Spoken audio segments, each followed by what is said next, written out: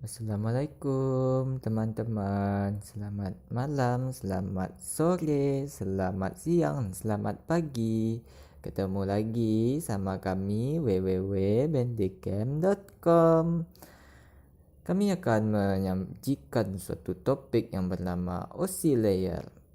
Siapa sajakah kami itu? Ada Gizan, ada saya, ada Vito, ada Ihsan, ada Yogi, ada Rifa, ada Fahrul. Langsung saja tanpa memperpanjang kata-kata mukadimah, ya tujuan mengerjakan ini ya simpel saja. Yang pertama kami mau mendiskusikan topik OC Layer yang telah kami lakukan dari tanggal 18 sampai tanggal 22 September 2021. Dan lalu hasil diskusi itu akan kami paparkan ke dalam suatu video interaktif. Ya, dan yang akhirnya ya video itu sudah kami unggah di channel ini.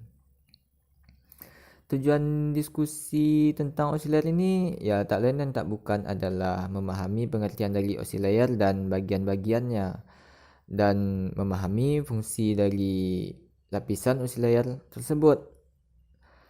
Dan juga tujuan dari diskusi ini untuk membagikan hasil pemikiran kami, hasil dari pencarian referensi kami ya pada suatu channel yang sudah terjaring ya, yaitu YouTube itu yang udah kami unggah itu. Silakan komennya teman-teman kalau ada yang salah nanti ya, atau ada yang keliru, atau ada pendapat lain dari teman-teman. Jadi secara garis besar ada 8 agenda yang ingin kami sajikan kepada teman-teman, yaitu pengertian OC layer dan physical layer itu akan disampaikan oleh saya. Data link dan network layer akan disampaikan oleh Yogi dan Rifa. Transport dan session layer akan disampaikan oleh Gizan dan Vito. Presentation dan application layer akan disampaikan oleh Fahrul dan Ihsan. Ya, langsung saja. Pengertian OC layer ini ya saya akan mengemukakan 4 keyword yang menarik perhatian saya. Yang pertama ya kenapa OC layer itu bisa ada gitu. Siapa yang buat OC layer gitu. Jadi ada yang namanya ISO atau International Organization of Standardization. Ya, itu adalah sebuah organisasi yang memegang standar dalam IT. Ya, karena permasalahan yang berupa banyaknya pengguna komputer yang terhubung dalam satu jaringan gitu dari berbagai belahan dunia, maka dia mengembangkan suatu model yang bernama Open System Interconnect atau yang kita kenal dengan OSI. Jadi untuk mengetahui ya pengetahuan dasar tentang OSI ini kita cuma tahu gitu. OSI ini ada 7 lapisan. Apa sajakah lapisan tersebut gitu. Jadi host A dan host B ini berhubungan gitu, atau komputer yang digunakan oleh orang ini berhubungan. Anggap host A ini digunakan oleh Udin dan host B ini digunakan oleh Dini. Nah, jadi untuk berhubungan host A dan host B ini akan memerlukan 7 lapisan OSI. Ya, dari lapisan paling atas yaitu application layer. Ya, bisa saja itu berupa HTTP, presentation layer. Ya, itu adalah data-data yang dikirimkan ke application layer ya seperti JPG, MP3 dan lain sebagainya. Dan berikutnya ada session layer yang bisa kita oh, ambil contoh ya berupa NetBIOS. Lalu transport layer ya TCP contohnya. Network layer contohnya itu adalah IP pada perangkat. Data link ya bisa saja itu Ethernet, dan physical layer jika data linknya adalah Ethernet bisa saja itu adalah kabel Cat5. Lalu untuk menambah pemahaman kita, ketujuh layer tersebut memiliki pertukaran unit data pada masing-masingnya. Ya, pada physical layer yaitu ada bit, pada data link itu ada frame, pada network layer itu ada paket gitu. TPDU untuk transport, SPDU untuk session layer, PPDU untuk presentation layer, dan APDU untuk application layer. Jadi langsung saja pada lapisan paling bawah yang akan disampaikan oleh saya yaitu physical layer. Ada dua kunci tentang physical layer ini yang menurut saya itu penting. Physical layer ini adalah lapisan paling bawah tentunya dan memiliki tanggung jawab untuk pengiriman bit-bit. Dalam pengiriman bit-bit itu baik itu dalam membangun atau untuk memutuskan gitu. Jadi implementasi physical layer ini mungkin akan lebih jelas pada slide selanjutnya. Jadi physical layer ini memiliki fungsi berdasarkan dari apa yang telah saya sampaikan tadi. Ya, dia bertanggung jawab untuk pengiriman bit-bit. Jadi pada representasi bit ini, fungsi dalam representasi bit, ya bit-bit yang ada pada lapisan ini akan disandikan atau istilah yang kita lebih kenal adalah encode. Ya, contohnya yaitu bagaimana 1 dan 0 itu diubah menjadi suatu sinyal. Lalu pada kecepatan data gitu kan, kecepatan data ini physical layer menentukan suatu kecepatan dari transmisi yang mana ya adalah berupa suatu angka. Suatu angka ini bits per second gitu. Angka dari bits per second. Lalu pada fungsi sinkronisasi, physical layer berurusan dengan sinkronisasi transmitter dan receiver, pengirim dan penerima. Disinkronkan dalam tingkatan bit. Lalu pada antarmuka atau yang kita kenal dengan interface, physical layer menentukan antarmuka transmisi ya antara perangkat dan media gitu kan. Medianya itu media transmisi lah gitu. Lalu pada LAN configuration gitu, lapisan fisikal atau physical layer ini menghubungkan perangkat dengan medium. Jadi ada istilah configuration P2P atau point to point atau multi point configuration gitu. Disitulah fungsinya bisa berjalan. Lalu fungsi pada topologi ya perangkat harus dihubungkan dalam suatu topologi baik itu mesh, star, link dan bus. Lalu pada fungsi mode transmisi, physical layer menentukan arah dari transmisi dua perangkat. Ya, contohnya ada simplex, half duplex, dan full duplex. Lalu fungsi yang terakhir yang saya rangkum adalah berurusan dengan transmisi broadband dan baseband.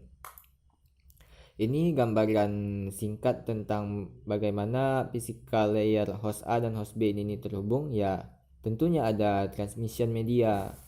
Ya, bisa saja itu berupa kabel gitu kan. Atau sebagai contoh yang saya sebutkan tadi ada kabel Cat5 itu atau kabel UTP. Lalu ada contoh itu dalam bentuk tabel yang saya ambil dari Wikipedia. Ya, sebagai contoh ada kabel RS232 ya. Gambarnya ada sebagai berikut. Itu diterapkan pada AppleTalk gitu. Jadi kabel ini dikategorikan pada layer 1, layer fisikal.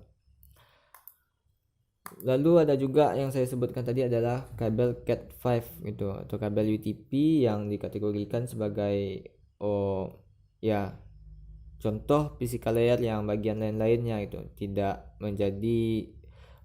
digunakan pada protokol OSI gitu, TCP/IP, sinyal sistem, AppleTalk, IPX, SNA dan UMTS gitu.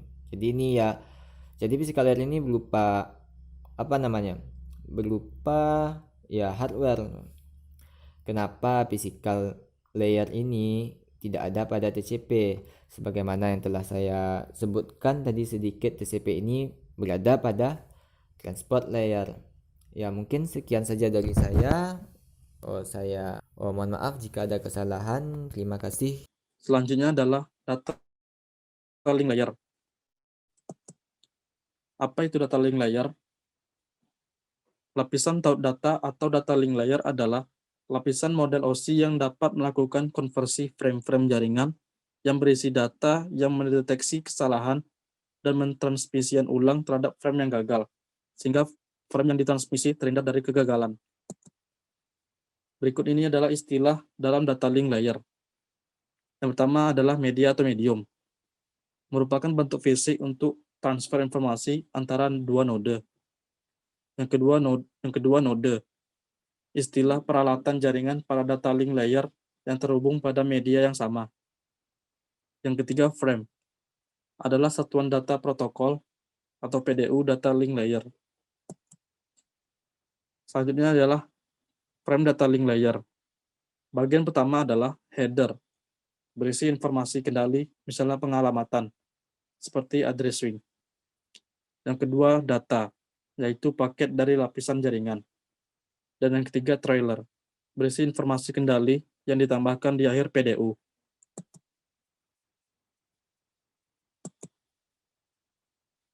Frame terdiri dari beberapa bagian. Bagian pertama adalah bit start di awal dan bit stop di akhir. Yang kedua, penamaan atau pengalamatan. Yang ketiga, tipe. Yang keempat, quality control atau pengawasan kualitas. Dan yang kelima adalah data. Berikut ini adalah ilustrasi dari sebuah frame. Pada bagian header, terbagi lagi menjadi frame start atau frame mulai, addressing atau pengalamatan, type atau tipe, dan quality control atau pengawas kualitas. Di sebelahnya ada data, dan di sebelahnya ada trailer yang terdiri dari error detection, yaitu pengawasan atas kesalahan. Dan yang terakhir adalah frame stop atau frame untuk berhenti. Lapisan frame pada data link memiliki bagian sublapis. Yang pertama, logical link layer. Fungsinya ialah membentuk frame dari paket dan mengidentifikasi protokol lapisan jaringan. Yang kedua, media access control. Fungsinya ialah mengatur pengalamatan frame dan menandai awal dan akhir frame. Media access control merupakan pengaturan frame media. Penempatan frame tergantung pada yang pertama yaitu media.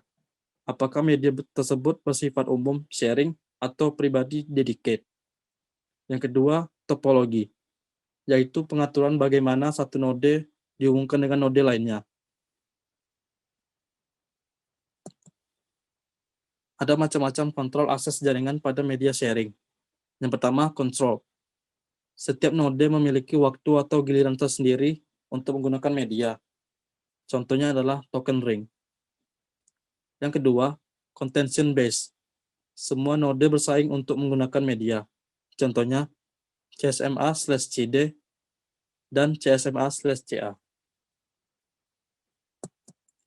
Nah, berikut ini adalah contoh dari protokol data link layer. Pada penerapan protokol model OSI, terdapat ISO atau IEC 7666, X.25 atau LAPB, token bus, X.222, ISO IEC 8802, 2 LLC, tipe 1 dan 2. Pada Appletalk ada PPP, SBTV, SLIP, dan PPTP. Pada IPX terdapat MTP dan Q.710. Dan pada SNA terdapat LocalTalk, AppleTalk Remote Access, dan PPP. Dan contoh yang lain seperti IEEE 802.3 framing, Ethernet 2 framing. Baik, sekian dari protokol data link layer. Selanjutnya, network layer. Lapisan jaringan atau network layer merupakan lapisan ketiga dalam model referensi jaringan OSI yang membantu mendefinisikan alamat IP atau Internet Protocol sehingga tiap komputer dapat terhubung dalam satu jaringan. Lapisan jaringan bertanggung jawab untuk melakukan beberapa hal berikut. Yang pertama, pengalaman logis dan melakukan pemetaan atau routing terhadap paket-paket melalui jaringan. Kedua, membuat dan menghapus koneksi antar dua node di dalam sebuah jaringan. Dan yang ketiga, mentransfer data, membuat dan mengkonfirmasi penerimaan, dan mengeset ulang koneksi. Lapisan jaringan juga menyediakan layanan connectionless dan connection-oriented terhadap lapisan transport yang berada di atasnya. Lapisan jaringan juga melakukan fungsinya secara erat dengan lapisan fisik atau physical layer dan lapisan data link dalam banyak implementasi protokol dunia nyata. Ada beberapa fungsi dari network layer. Yang pertama, menentukan tujuan data pada sebuah jaringan.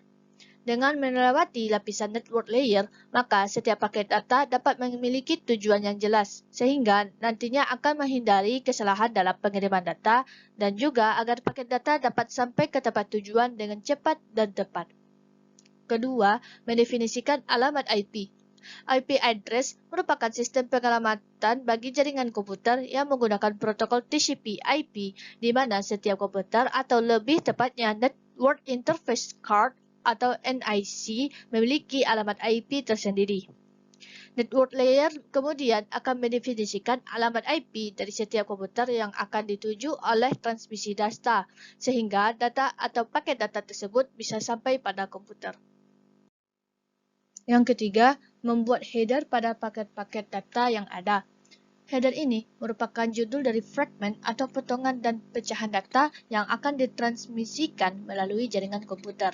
Sebelum masuk ke dalam network layer, data sudah dipecah-pecah menjadi paket data. Tugas dari network layer adalah memberikan header atau judul pada paket data tersebut. Nantinya, ketika dilakukan proses penyatuan kembali, pecahan paket data tersebut dapat menjadi utuh kembali. Yang terakhir, melakukan proses routing. Proses ini memungkinkan network layer mendistribusikan atau menghalau setiap paket data yang masuk ke dalam jaringan komputer menuju lokasi masing-masing sesuai alamat IP yang sudah didefinisikan sebelumnya. Network layer akan memberikan jalan atau rute bagi setiap paket data yang akan ditransmisikan untuk mencapai komputer tujuan. Ini merupakan gambaran kerja dari network layer. Pada sisi pengirim atau sender, data itu berasal dari transport layer, diproses melalui network layer, dan dikirim menuju data link layer. Dan di sini dari sisi penerima atau receiver, itu datanya berasal dari data link layer, kemudian diproses melalui network layer dan dikirim menuju transport layer. Beberapa protokol pada network layer. Yang pertama, IP atau Internet Protocol. IP atau yang merupakan kependekan dari Internet Protocol merupakan protokol jaringan komputer yang paling umum digunakan pada network layer. Hal ini dikarenakan network layer berfungsi untuk mendefinisikan IP address dari setiap komputer yang terhubung ke dalam jaringan, sehingga nantinya setiap paket data yang ditransmisikan dapat sampai pada alamat tujuan. Yang kedua, ARP atau Address Resolution Protocol. Apabila kita artikan secara harfiah, protokol ARP ini bertugas untuk memberikan resolusi terhadap alamat jaringan komputer. Hal ini ternyata memang sejalan dan juga sesuai dengan fungsi utama dari network layer, yaitu berfungsi untuk mengetahui dan juga mengidentifikasi alamat IP dari tiap-tiap komputer yang digunakan dan juga terhubung ke dalam jaringan komputer. Yang ketiga yaitu ICMP atau Internet Control Message Protocol. Protokol yang satu ini memiliki fungsi untuk memberikan atau mengirimkan notifikasi dan juga pesan apabila terjadi masalah pada proses transmisi data, baik masalah pada server, host, maupun apabila IP address yang dituju tidak ditemukan. Dengan adanya protokol ini pada network layer, maka operator atau server atau host mengetahui IP address atau host mana saja yang mengalami masalah saat proses transmisi data melalui jaringan komputer sedang berjalan. Yang keempat yaitu RARP atau Reverse Address Resolution Protocol. Protokol pada network layer ini memiliki tugas dan juga fungsi untuk mengetahui alamat fisik dari sebuah komputer atau NIC berdasarkan alamat IP yang dimiliki oleh sebuah komputer tersebut.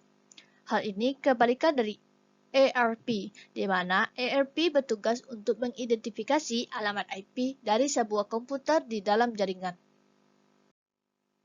Dan yang terakhir yaitu IGMP atau Internet Group Message Protocol.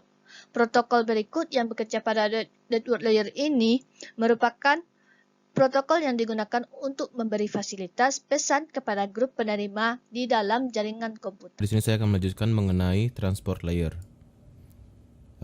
Transport layer sendiri mempunyai fungsi untuk memecah data menjadi paket-paket data serta memberikan nomor urut untuk setiap paketnya, sehingga nantinya dapat disusun kembali saat sampai pada tujuan. Pada layer ini juga menentukan protokol yang akan digunakan untuk mentransmisikan data, seperti protokol TCP. Protokol tersebut akan mengirimkan paket data, sekaligus memastikan bahwa setiap paket telah diterima dengan sukses dan tepat sasaran.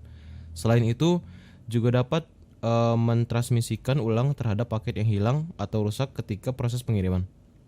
Sesuai dengan namanya, transport layer merupakan lapisan OSI yang memiliki tugas sebagai pengantar. Fungsi utama dari transport layer pada lapisan OSI ini adalah: pertama adalah memecah data ke dalam paket-paket data, yang kedua adalah mentransmisikan data dari session layer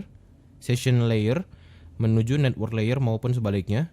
Yang ketiga adalah membuat penomoran pada paket-paket data sehingga nantinya dapat disusun kembali dengan mudah.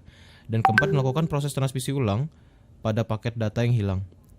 Dan berkat adanya transport layer ini, maka setiap data bisa saling berjalan dari server menuju klien dengan lancar tanpa adanya gangguan. Baiklah, terima kasih. Mohon maaf jika ada kesalahan. Selanjutnya, session layer. Apa itu session layer? Lapisan sesi atau session layer adalah lapisan kelima dalam model referensi jaringan OSI. Lapisan ini mengizinkan sesi koneksi antara node dalam sebuah jaringan yang dibuat atau dihancurkan.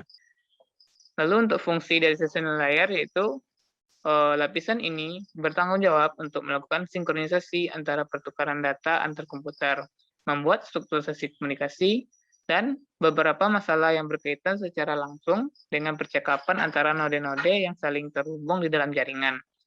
Lapisan ini juga bertanggung jawab untuk melakukan fungsi pengenalan nama pada tingkat nama jaringan logis.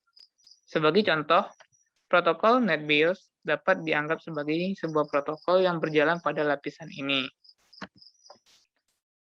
Pada session ini ada beberapa proses komunikasi. Yang pertama, pembentukan hubungan, di mana node membentuk kontak dan menyepakati aturan-aturan komunikasi. Lalu, pemindahan data. Nah, di sini node-node akan dipakai untuk dialog pertukaran data. Setelah pertukaran data selesai dilakukan, maka akan terjadi pemutusan hubungan. Berikut adalah gambaran dari cara kerja oleh session layer. Pada bagian sender atau pengirim, data berasal dari presentation layer, lalu diproses oleh session layer dan dilanjutkan ke transport layer. Lalu di bagian receiver atau penerima, data berasal dari transport layer yang kemudian dilanjutkan ke session layer dan diproses lalu dilanjutkan ke presentation layer. Lalu apa saja protokol yang digunakan di session layer ini?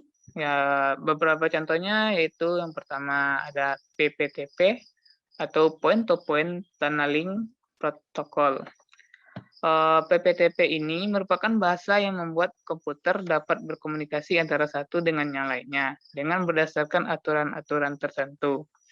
Aturan tersebut memungkinkan terjadinya komunikasi pribadi yang lebih luas dengan cara melakukan tunneling yang dilakukan melewati jaringan publik yang tidak aman dan berperan sebagai VPN atau Virtual Personal Network. Lalu ada RPC atau Remote Procedure Call Protocol.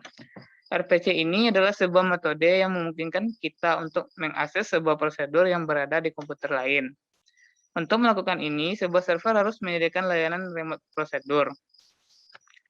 Lalu ada RTCP atau Real Time Transport Control Protocol. RTCP ini didefinisikan sebagai standarisasi paket untuk mengirim audio dan video. RTP digunakan untuk komunikasi dan sistem entertainment yang termasuk di dalamnya berupa streaming media seperti telepon, aplikasi video teleconference, dan web yang memiliki fitur berbasis push to talk. Dan lainnya itu SQL atau Structured Query Language.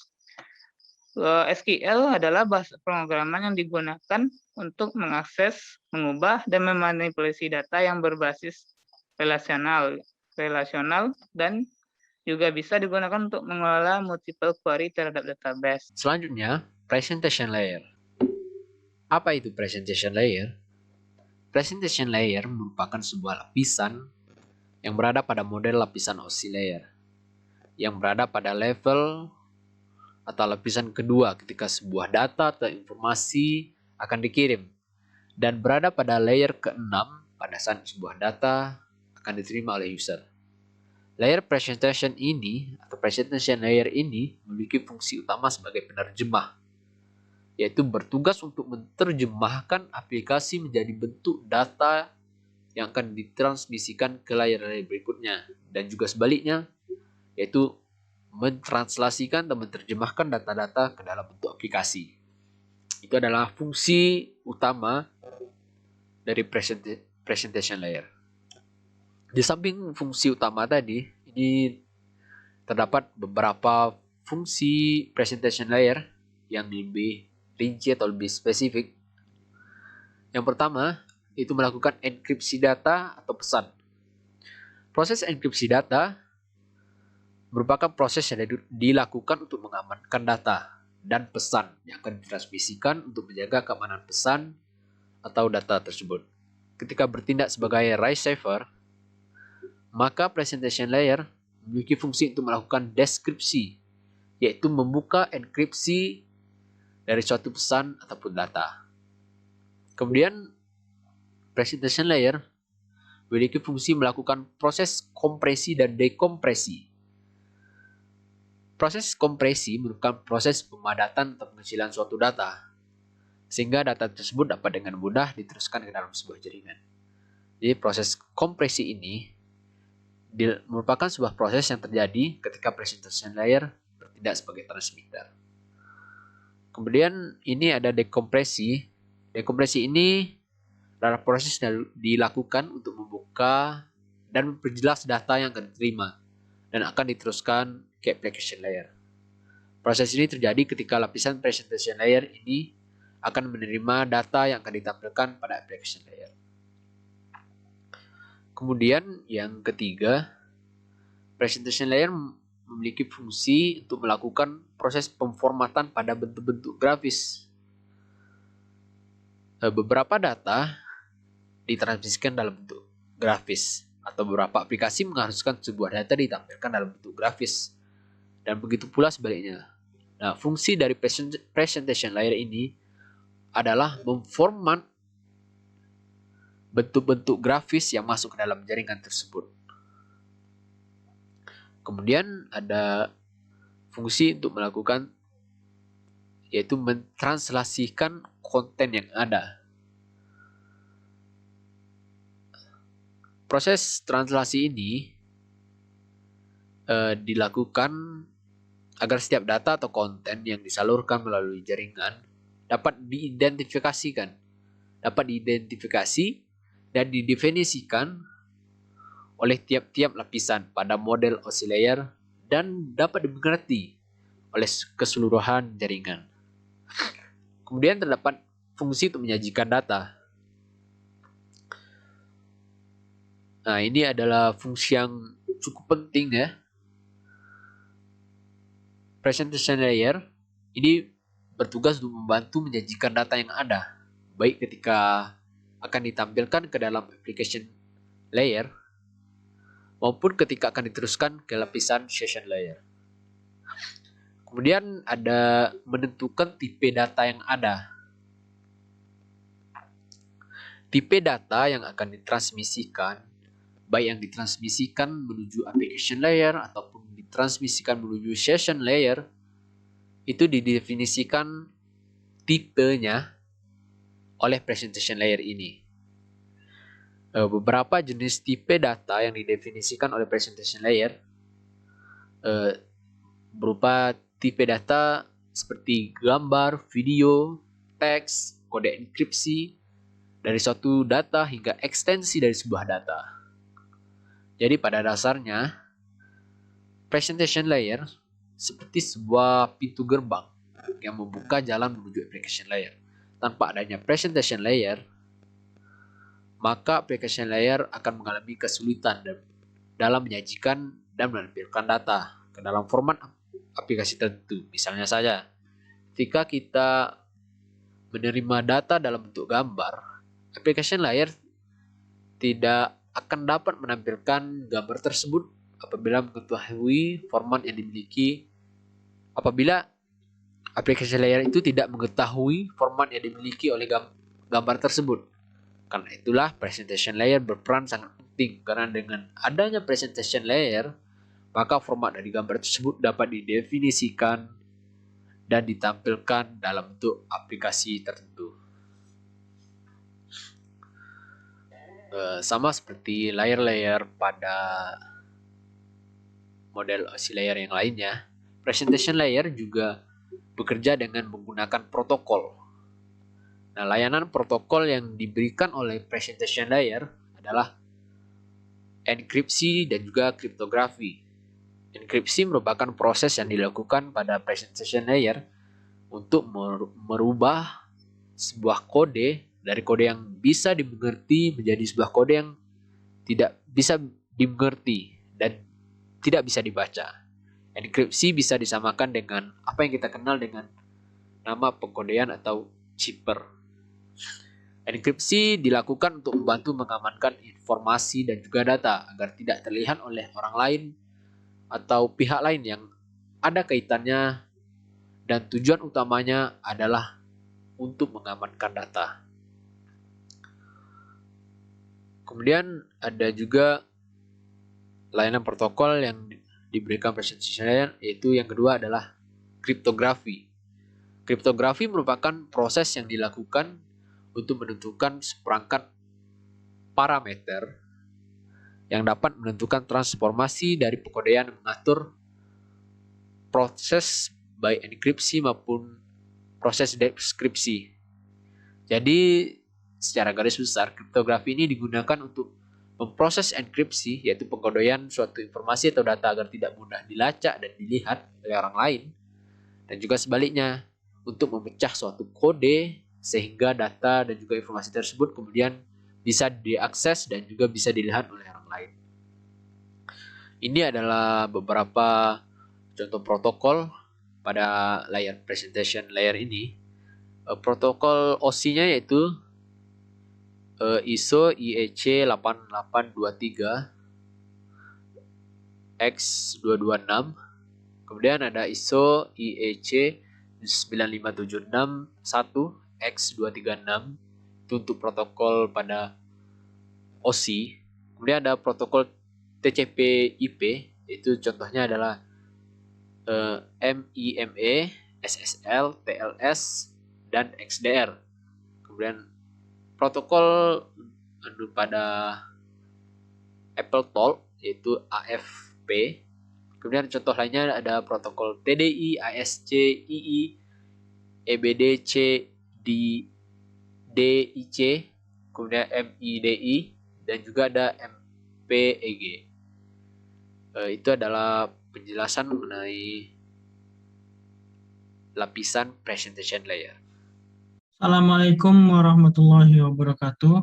Saya Iksan Aja Putra, NIM 2011511018. Di sini saya akan menjelaskan tentang OSI layer ke-7, yaitu application layer. Pertama-tama saya akan menjelaskan apa itu application layer. Application layer merupakan layer di mana terjadi interaksi antarmuka end user dengan aplikasi yang bekerja menggunakan fungsionalitas jaringan, melakukan pengaturan bagaimana aplikasi bekerja menggunakan resource jaringan untuk kemudian memberikan pesan ketika terjadi kesalahan.